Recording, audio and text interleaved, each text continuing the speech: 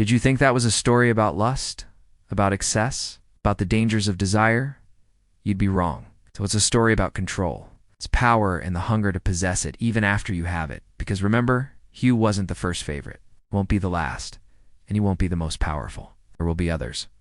People will always crave proximity to the powerful, access to the throne, influence over the ruler, so they'll cozy up to them, serve them, pretend to care. But here's the thing. When you study history, you can't look at the big events alone. Wars, treaties, economic shifts, those are important, sure.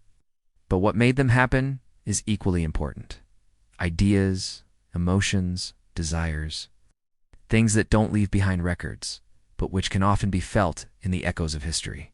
Like imagine Rome. Imagine its legions marching across Europe, conquering new lands, imposing their rule. History remembers those conquests, sure, but what about the reasons behind them? Land wealth, the desire for more, not just for yourself, but for your family? That, too, is Roman history. And so it was with Hugh. Yes, he used brute force when needed, but his main tool was desire. Desire to be closer, to know more, to control more. No.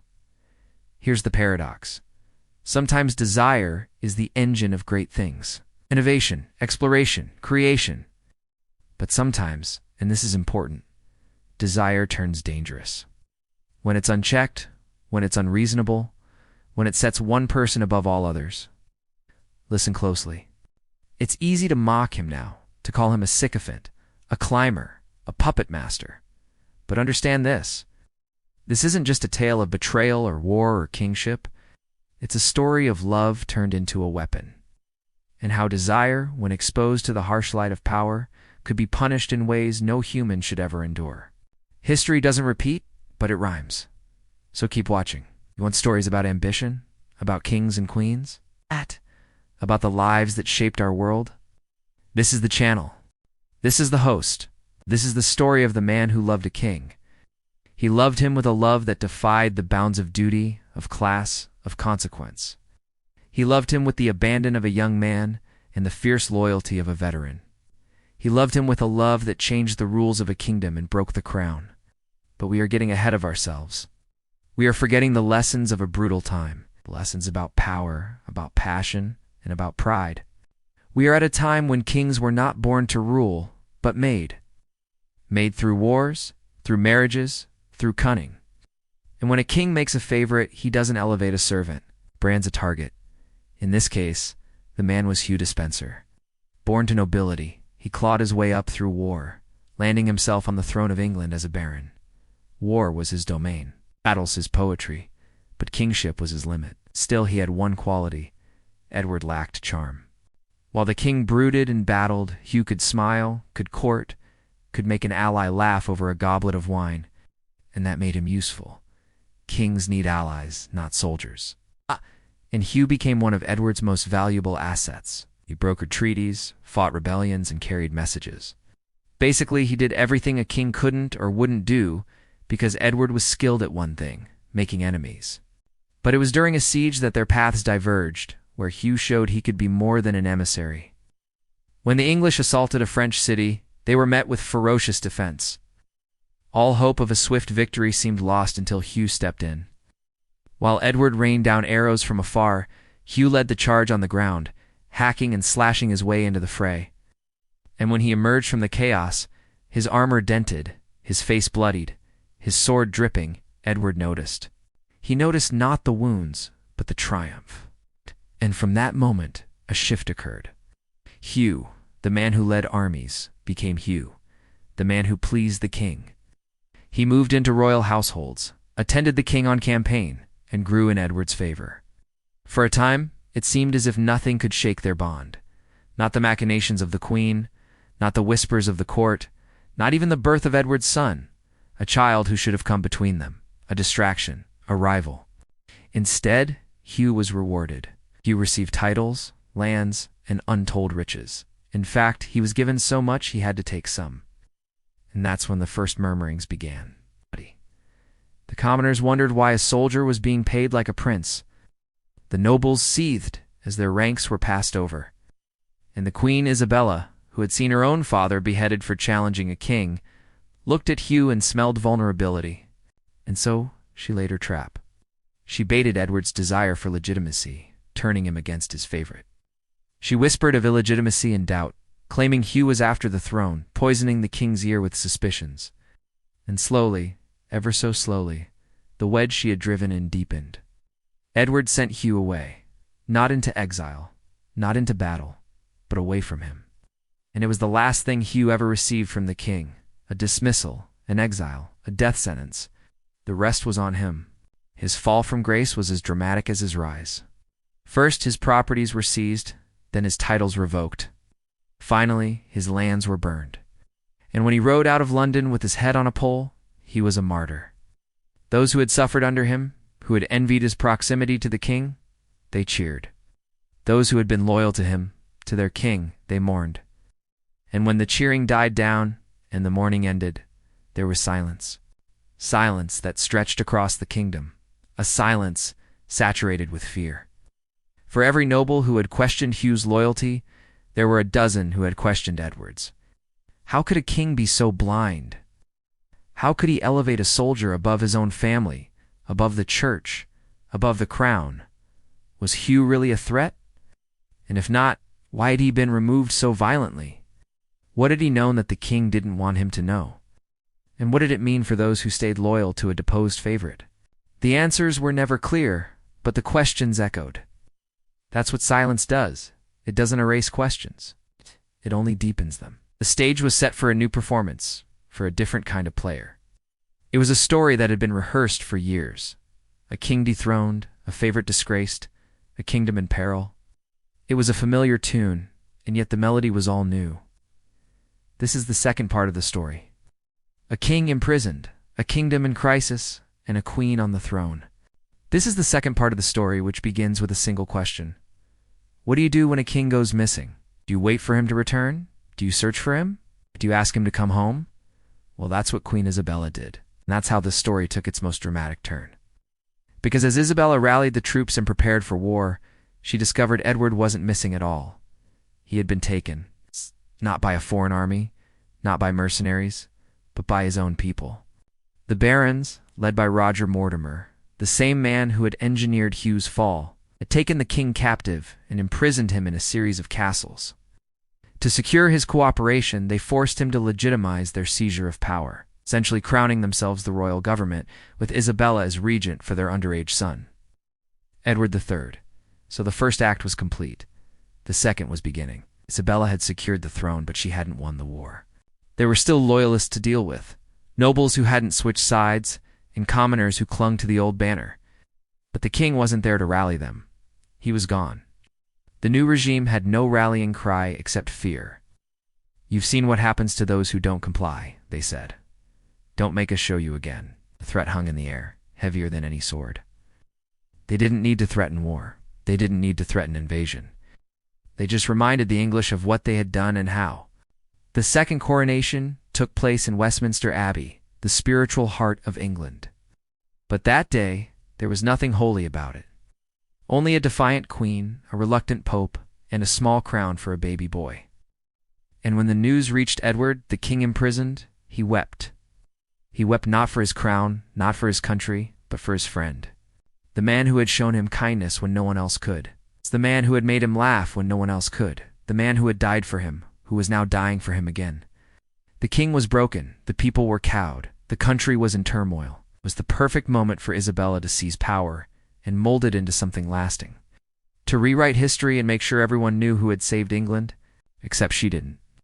She played the role of the grieving widow, the doting mother, the pious Christian, all while tightening her grip on the throne. But her secret wasn't loyalty, it was fear. And that's the story of a crown stolen twice. Once when the barons took the old king captive, and again when Isabella kept the new king in the dark. Fear is a funny thing. It motivates you, binds you, consumes you. For Isabella, it was the glue that held everything together, the fear of losing her son's birthright, the fear of losing her power, the fear of losing her place in history. In the end, only one question mattered. Was Edward truly gone?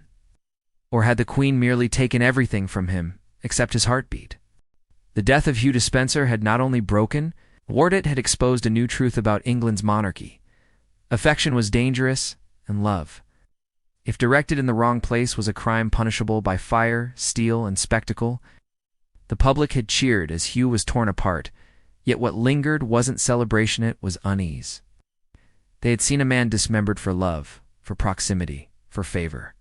And deep inside they knew that what happened to him could happen again to anyone who stood too close to power. As winter fell over England, the throne no longer shimmered with gold. It pulsed with fear. Queen Isabella and Roger Mortimer had claimed the reins, guiding the kingdom through their young son's name. But the shadow of their cruelty grew heavier by the day. They had destroyed the king's favorite, silenced the king himself, and ruled with cold precision. But even those who held the blade are not immune to its edge. Edward II, imprisoned in Berkeley Castle, had become a ghost. His days were filled with damp stone, rotting straw, and the echoes of footsteps he couldn't trust. His meals were sparse, his guards silent. And the worst part was the silence in his own mind, because without Hugh, he was not a ruler. He was not a man.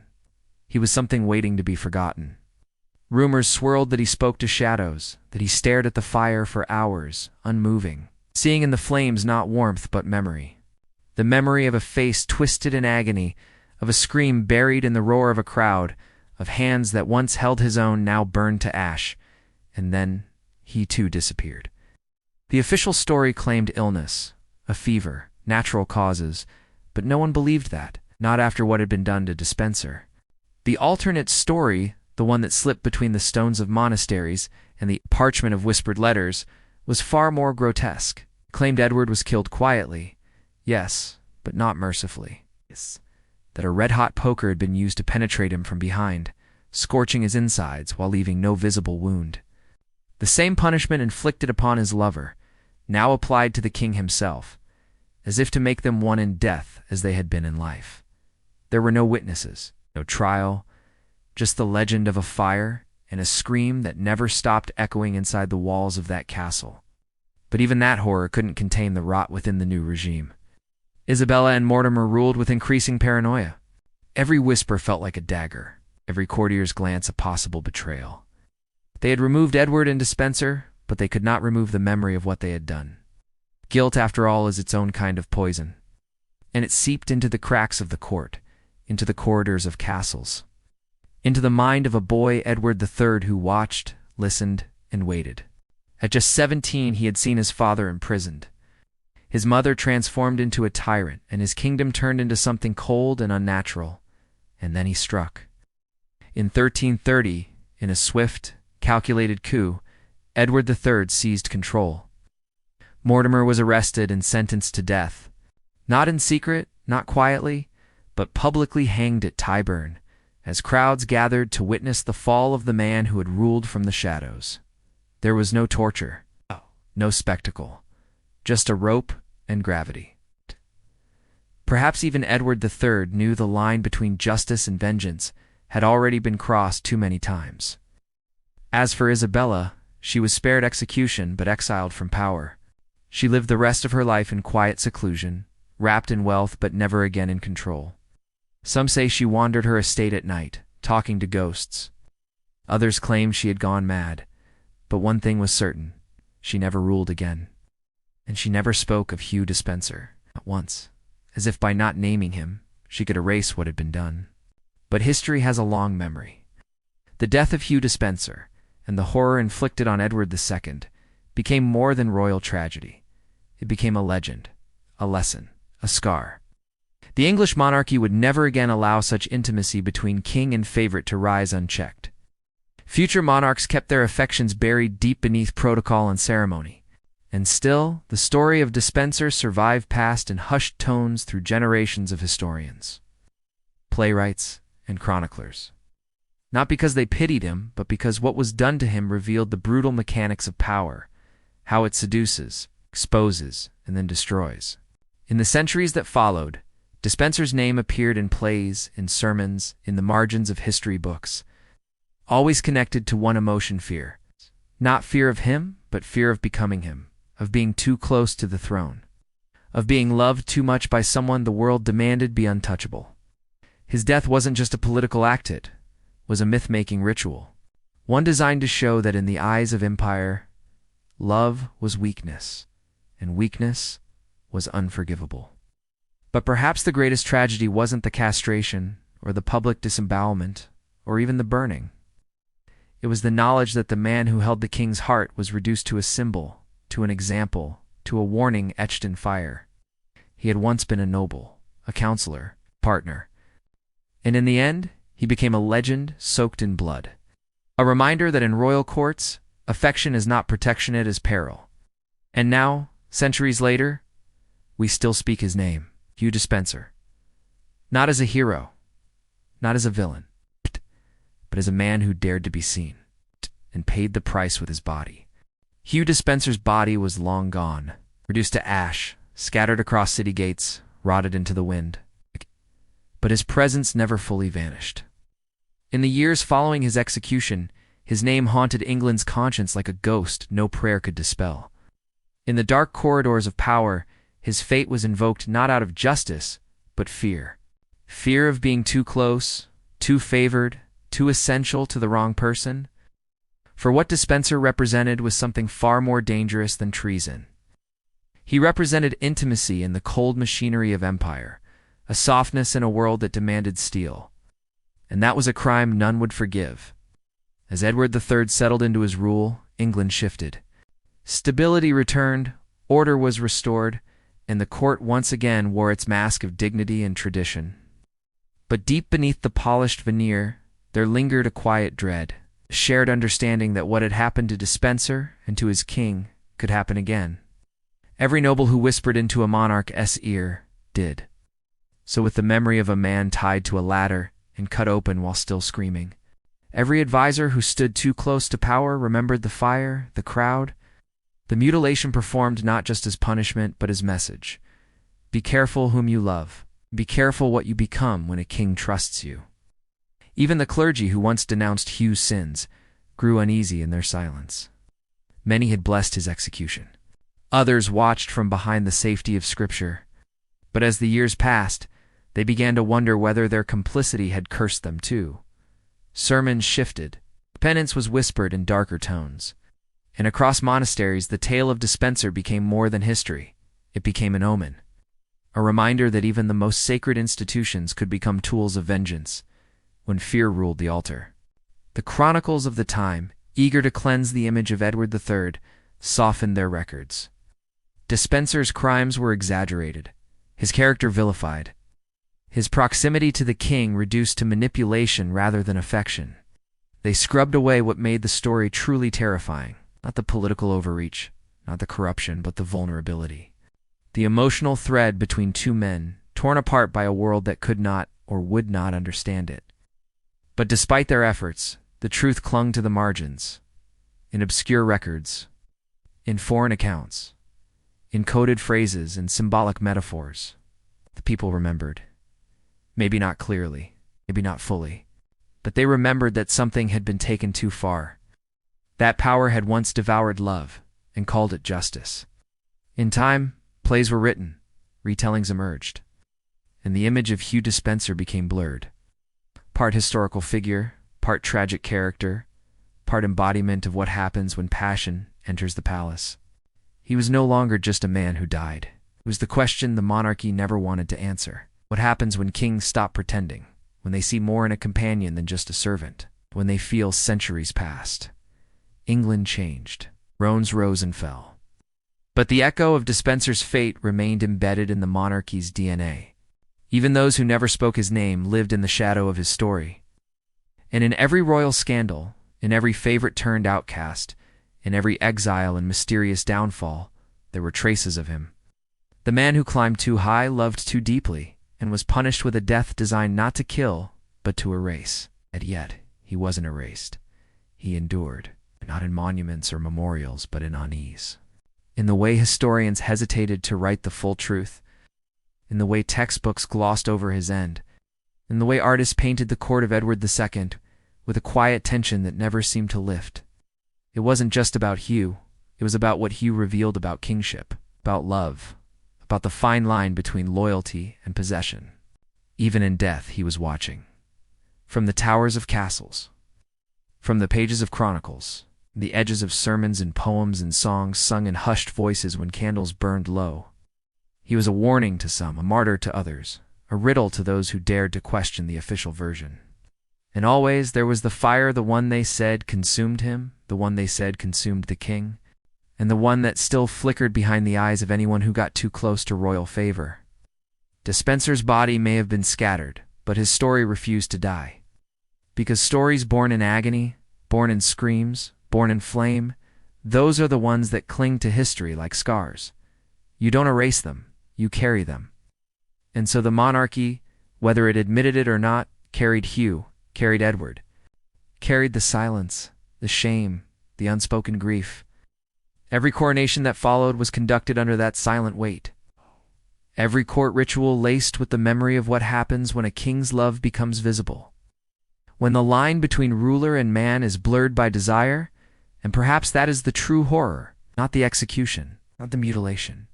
But the fact that even now, hundreds of years later, the fear remains. The fear of being known. The fear of being remembered, not for your crimes, but for your connection. For having mattered to someone powerful in a way the world was not ready to accept.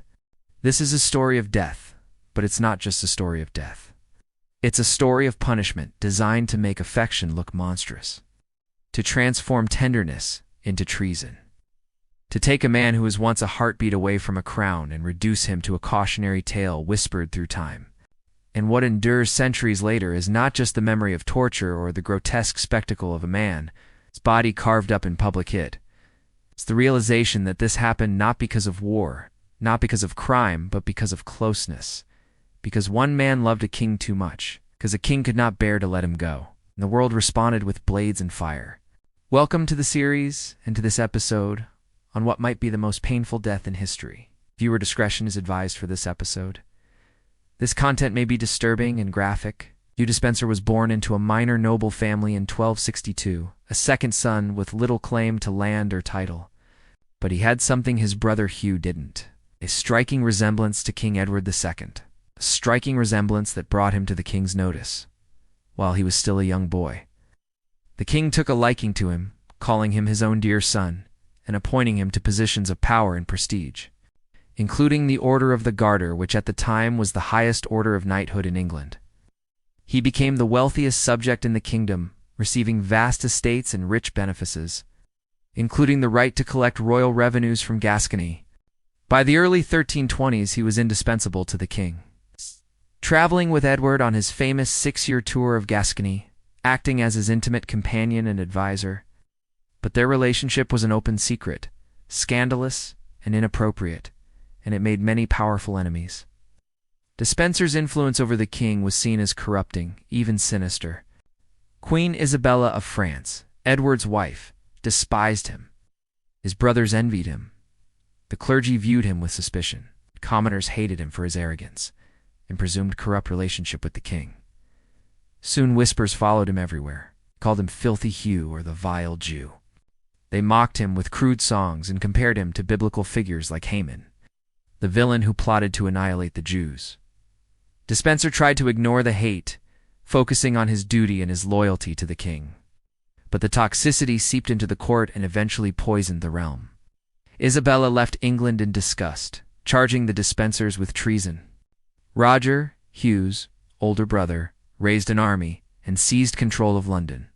Faced with rebellion, both Hughs fled, first to Bristol and then to Newcastle. But the citizens of Newcastle turned against them, driven by the same toxic rumors that fueled Isabella's crusade.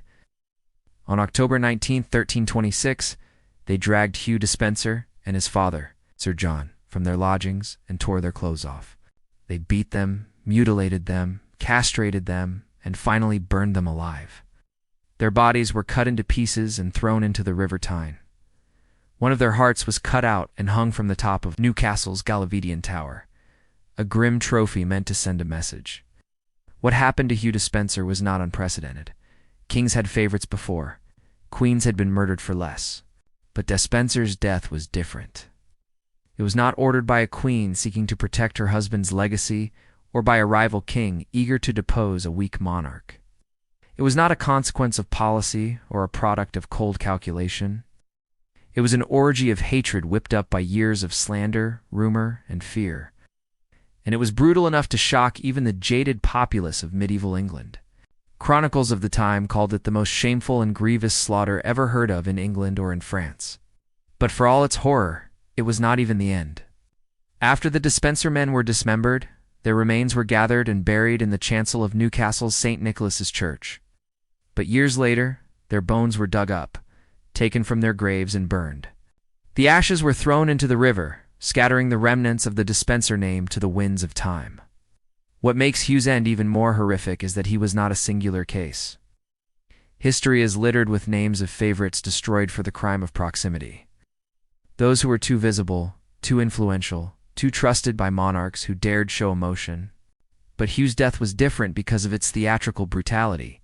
It was not meant to kill him swiftly. It was meant to humiliate, to unmake, to erase identity itself. And that makes it more than history. It makes it a message carved into the DNA of power itself. Centuries have passed, yet the echoes remain. In royal families that hide behind protocol. In leaders too afraid to show weakness. In societies that still punish difference with silence or spectacle. The instruments of torture have changed, but the fear has not. What happened to Hugh Despenser wasn't just a moment of medieval cruelty. It was a cultural decision to make an example out of intimacy. And that decision never truly went away. When we speak his name today, we don't do so to honor his life. We do it to confront what was done to him. To recognize that power often destroys what it cannot control. That history, when stripped of its golden banners, is soaked in blood and built on the backs of those who got too close to the fire. Despenser's story, for all its horror, is a mirror one that reflects the darkest corners of monarchy, of loyalty, of love. And maybe that's why it still matters. Because even now, in an age of digital crowns and democratic illusions, the same patterns endure. People rise too quickly. They're favored, they're envied, then they fall. Sometimes in silence, sometimes in flames. And sometimes, like Hugh Despenser, they are destroyed not for what they did, but for who they were to someone powerful.